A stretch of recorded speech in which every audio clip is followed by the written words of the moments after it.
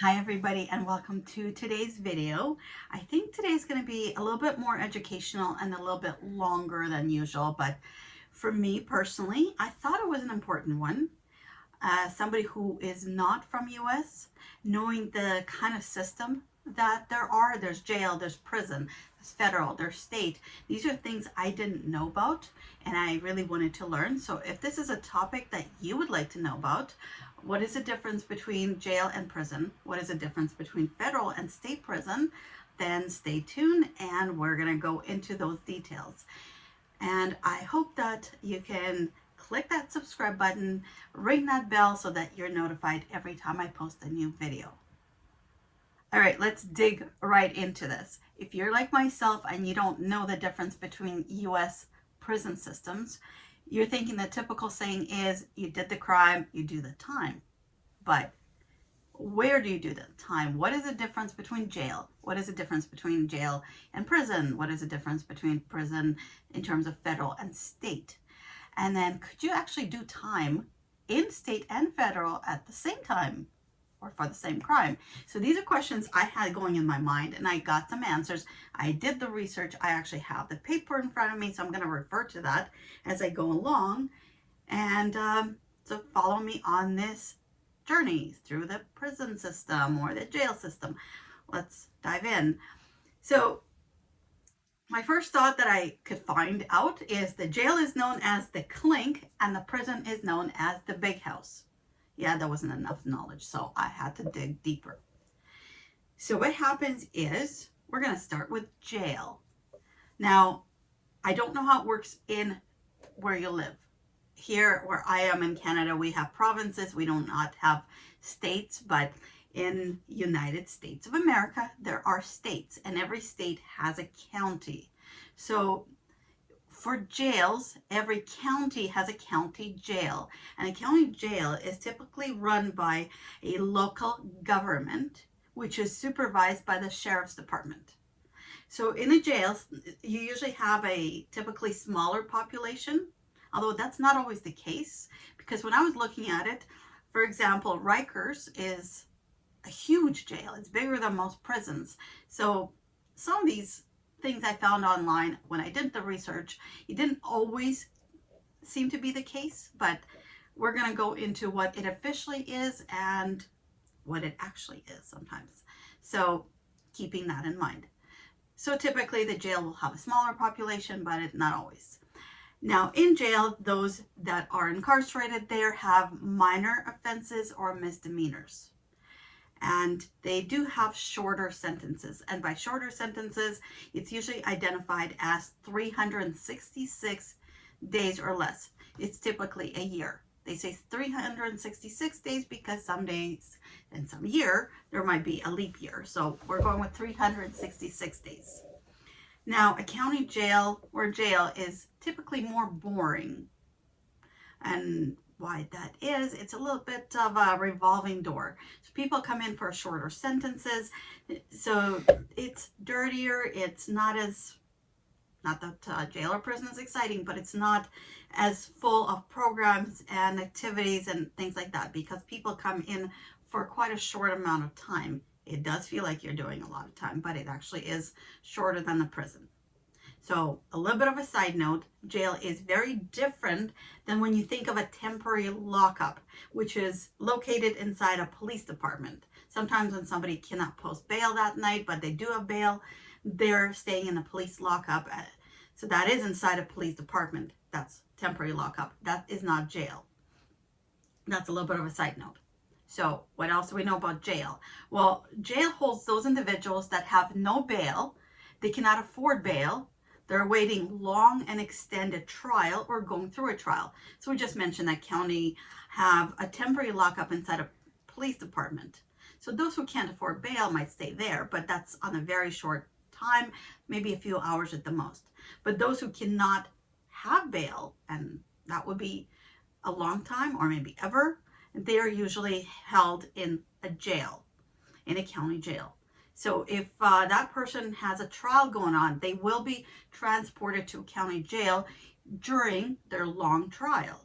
And if they are waiting for that trial, or waiting for a trial, they will usually wait in a jail. They're not transported from prison back and forth. They're transported into the jail where they are situated during that trial. Don't ask me why. That seemed to make sense when I read it. Now that I talk about it, it's a little bit confusing for that, but I guess it works for that system. So when I was going through the American Prison and Jail website information, I found that they say jail typically will offer work release programs, boot camps, educational programs, substance abuse programs, support groups, and vocational training programs.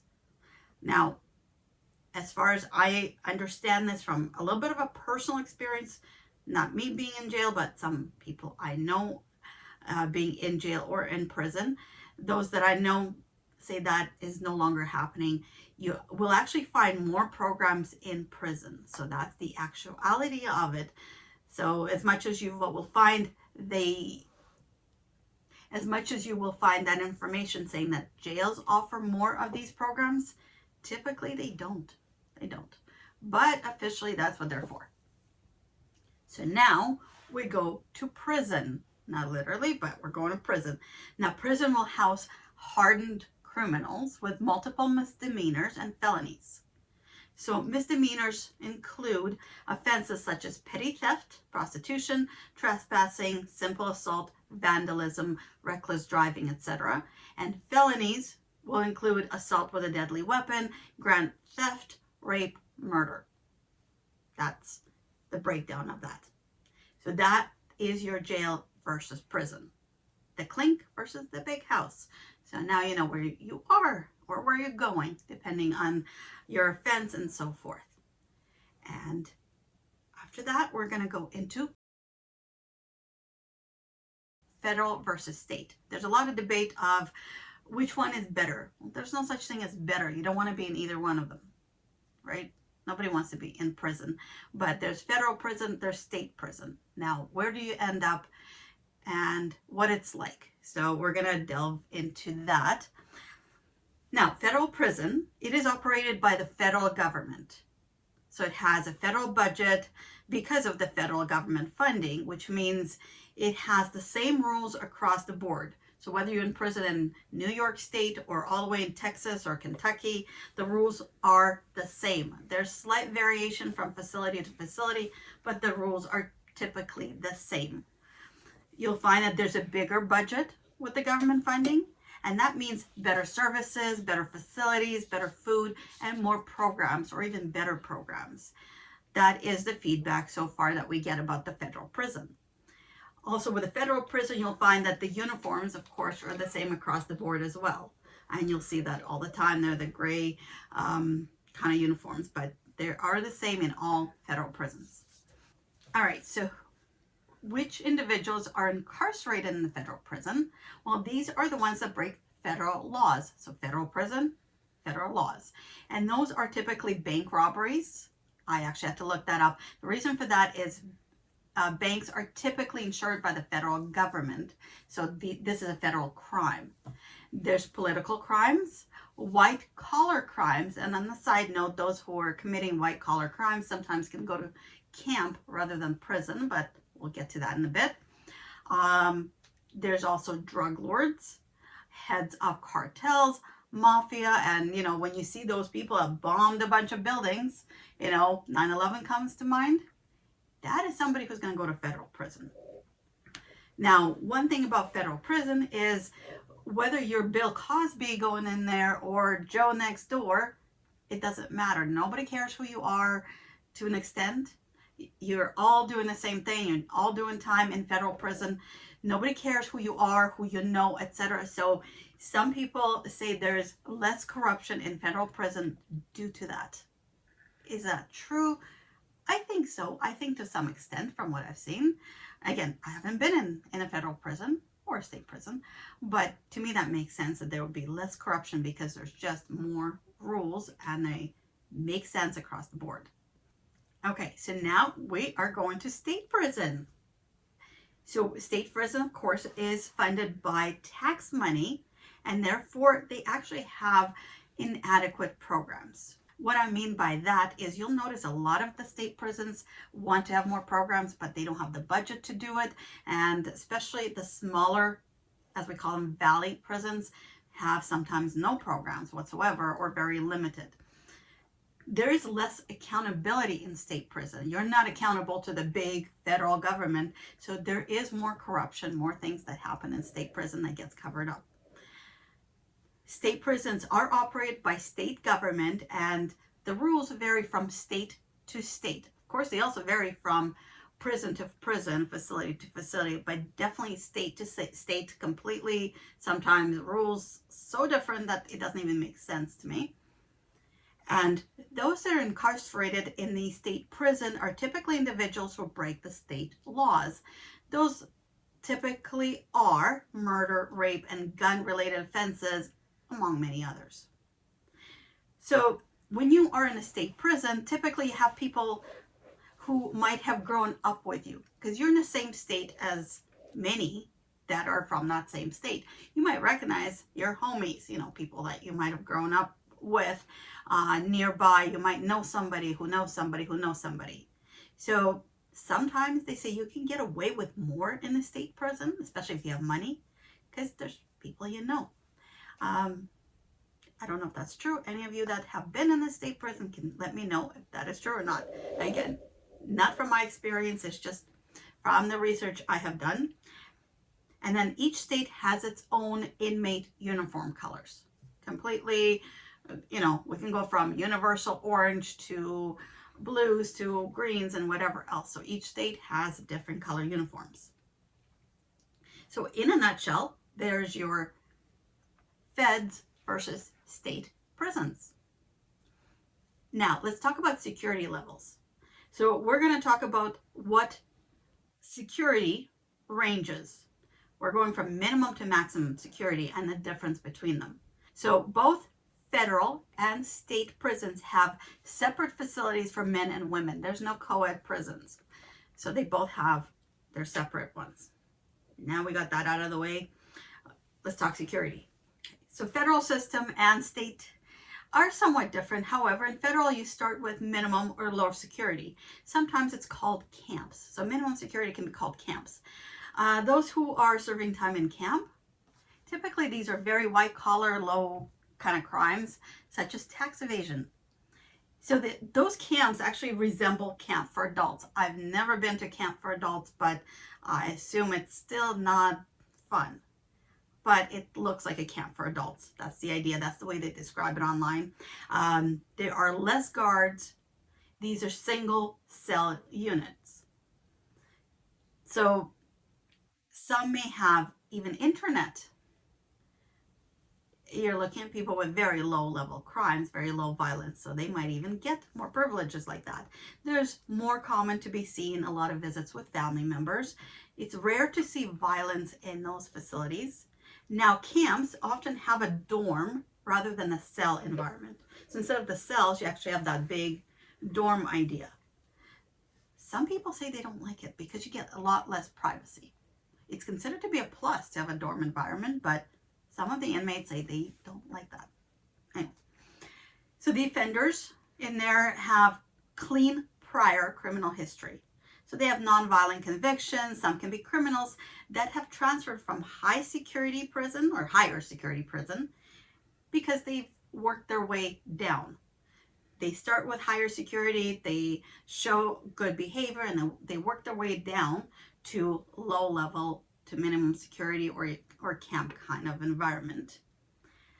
Now, on that note, in camps or low security, you're going to find more corporate criminals, chomos, also known as child molesters, and there's a lot more snitching that happens in those facilities. Now, just what I've been told. I haven't seen it personally. Anyway, now we move up to medium security. So in a medium security, you have a 2-man cell. So now you're not having a single cell. The cell's not to yourself. You have a 2-man cell. Usually it includes a bathroom. And by that, we mean it's that stainless steel toilet sink thing that's right in your cell. The movements in medium security are more controlled. So you can't just go wherever you want. There are announced movements. There is no internet, but there's a library in the medium security. So that's not bad. So let's keep going higher. Now we are in maximum security, which is also known as penitentiary. If you were in the state prison, they usually tend to call it penitentiary rather than maximum security, but that's just a term that they kind of vary from place to place. So in a penitentiary or a maximum security level, you have very violent offenders. There's more gangs in there. Some individuals have been in the medium security, but due to trouble that they have caused there, they have worked their way up to a higher security, maximum security prison. The daily life in the penitentiary is very restricted. Everything is planned. The guards are right there on top of you. So it's very restricted, and the head count is often, sometimes up to 5 times a day. And then we work to the very top of the levels here, to the supermax. So supermax is where you are inside 23-1. That means you are locked in your cell 23 hours a day, 1 hour for rec. So this is also known as solitary lockup. So you could be in solitary lockup for weeks, even years. Your rec time, and that's that 1 hour, is in that kind of dog cage. They literally look like dog cages. And usually you are there alone. Sometimes you're there with another person, but usually it's one person and per cage. And that 1 hour doesn't happen all the time. It's supposed to be every day, but truthfully, it doesn't happen. Sometimes there's no rec due to weather, inclement weather, staff shortages. Sometimes as a punishment, you can lose your rec. So that is your different security levels. We're going from camp, minimum security, low security, to medium, to maximum security, penitentiary, to supermax. Now, if you're in a federal prison can send their inmates to another institution, so to another federal prison across the country. So I'm not going to go into how transports are done. I could do that if you guys want me to in a different video, because that's a long video in itself. And the reasons that transports happen or transfers happen, sometimes it's a good thing, sometimes it's not. But basically, you can be transferred from New York to Texas, or from Texas to Kentucky, or from Kentucky to Colorado, and so forth. You can be transferred to prisons all the way across the country. And that is how they decide where you go. You don't decide where to go. But that is how federal prison is. You're transferred from one federal facility all the way to another one. And there's only so many in the country.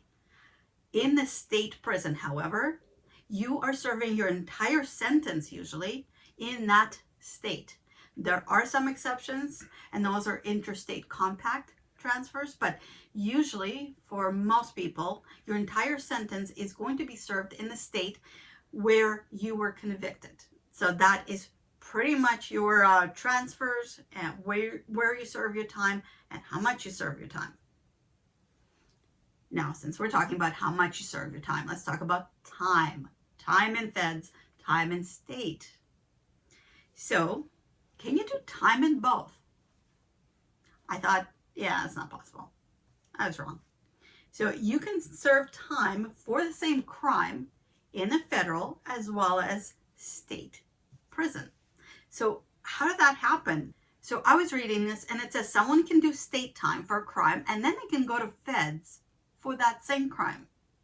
So the way that that works, it is based on the supremacy clause, where the federal authority takes precedent over the state authority. So feds always come first.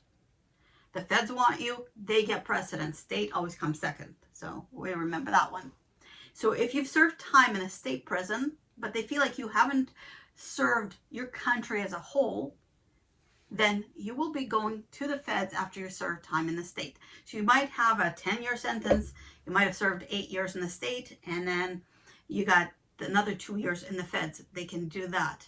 It doesn't go the other way around. You can't do federal time, then being transferred to state, not for the same crime, but state first, and then you're going to finish off in the feds. It has happened. Not often, but it can happen. So here's some examples.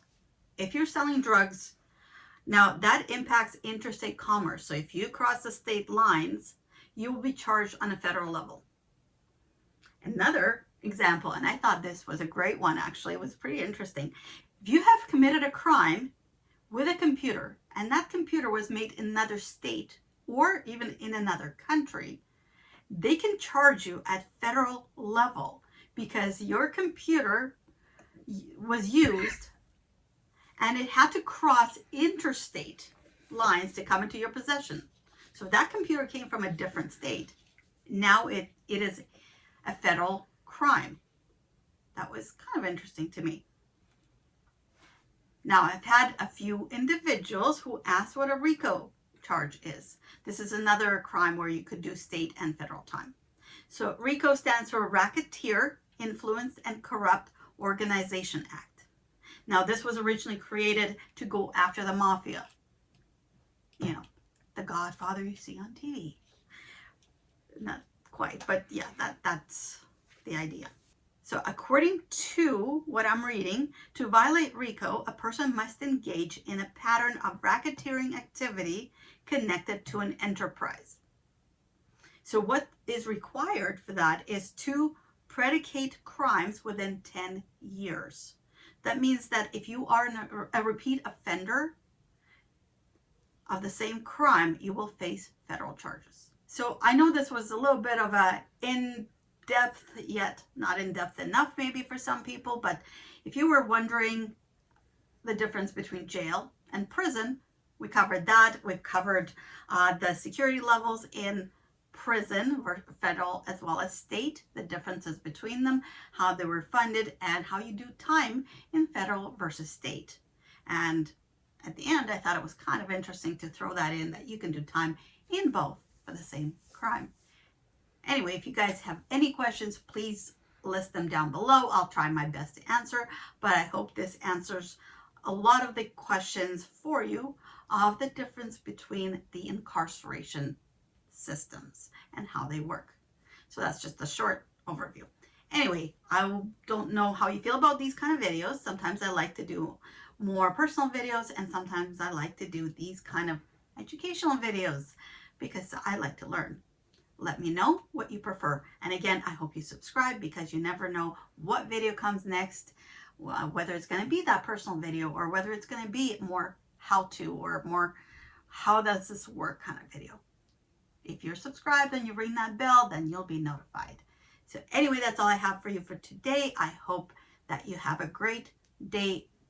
Go enjoy it. Stay out of prison.